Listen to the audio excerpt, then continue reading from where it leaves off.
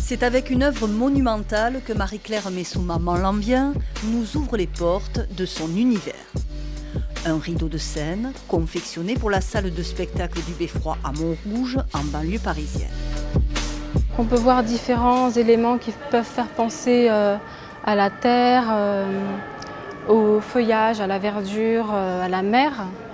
La mer, c'est une image en fait d'une mer qui se trouve en Guadeloupe, qui est assez déchaînée et qui s'appelle la porte d'enfer. Une porte vers un monde imaginaire.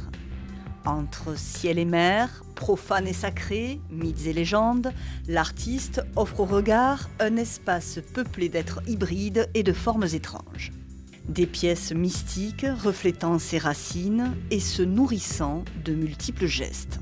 Des gestes ancestraux comme la céramique, comme le tissage, la broderie, la tapisserie, mais également des influences culturelles aussi diverses que la culture populaire occidentale, la culture akan de Côte d'Ivoire ou la culture créole de la Guadeloupe. Une incursion dans son atelier, qui ressemble à une caverne au trésor, suffit à appréhender la richesse de son univers. Étagères remplies de fils à coudre ou de plantes séchées, tissus à profusion, on hésite entre atelier de styliste ou d'herboriste. Ce sont des éléments que j'utilise pour mes œuvres. Il y a les racines de vétiver, que j'intègre dans les tissages ou dans les textiles. Un four à céramique, un métier à tisser et une artiste à l'œuvre qui brode et rassemble divers éléments.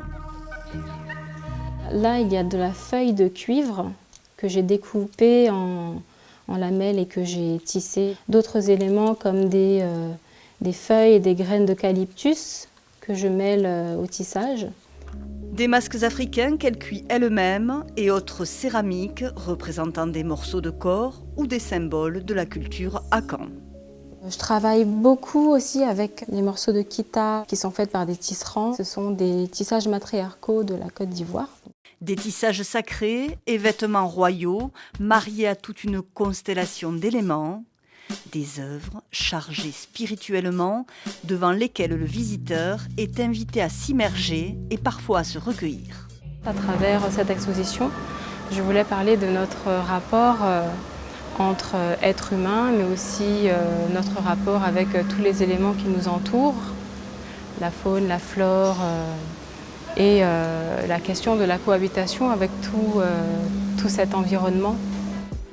Des œuvres pour surprendre et accrocher le regard, selon les vœux d'une artiste touche-à-tout, qui offre aussi poèmes et performances, afin de donner vie à ses créations.